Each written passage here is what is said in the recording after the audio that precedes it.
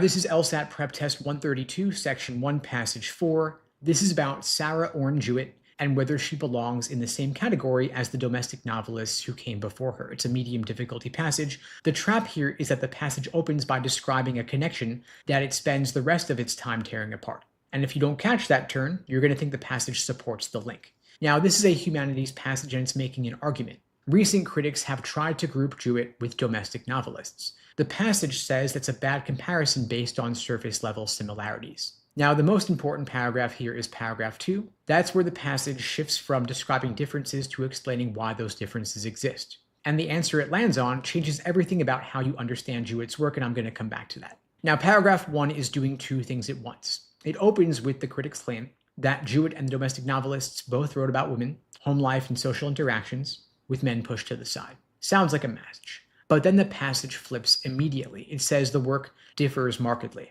and it gives you two big differences. First, domestic novels are built around children and child rearing. That is their main source of drama. And for Jewett, though, children are almost entirely absent. Second, and the passage flags this as being even more important with the phrase even more strikingly, the domestic novelists are deeply religious, and Protestant structures run through their work. Jewett's world is secular. And so paragraph 1 hands you the critic's argument and then starts dismantling it before it even finishes. Now, you've got to read this paragraph knowing that the similarities are just the setup and the differences are actually the point. Now, paragraph 2 is where most students get lost. It opens with what looks like a reasonable explanation. Maybe the differences are just historical. People moved to cities, society got more secular, and that would explain why Jewett writes differently.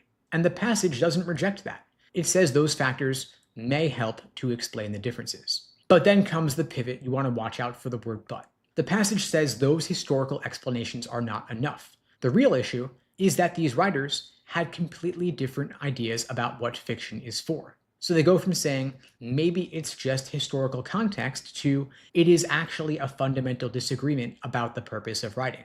And then paragraph 2 shows you what that disagreement looks like. Domestic fiction was part of a continuum. And that word matters because they're going to ask about it. The passage means that novels, child rearing manuals, and religious tracts were all blurred together.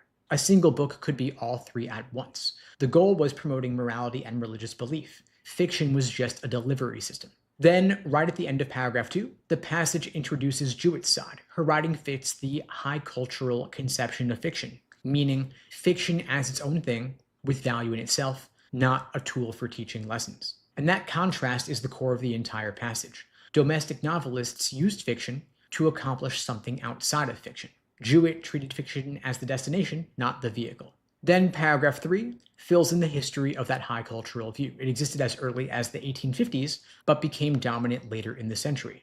With this view, fiction is pure art. You judge it by how it's put together, not by what social good it promotes. And then the passage delivers its conclusion. Jewett's works were ends in themselves. The domestic novelist's work was a means to an end. And that final sentence really lands the punch here. This fundamental difference should carry more weight than any similarity in subject matter. So that is the passage looking straight at those recent critics from paragraph 1 and saying they got it wrong.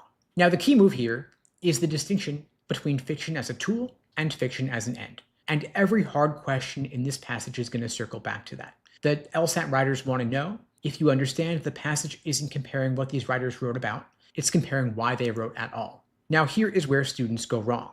They remember the opening, that Jewett and domestic novelists share some surface features, and they let that stick. Then, when a question asks about the author's view, they pick an answer that treats the connection as legitimate when it's not. The author thinks the connection is shallow.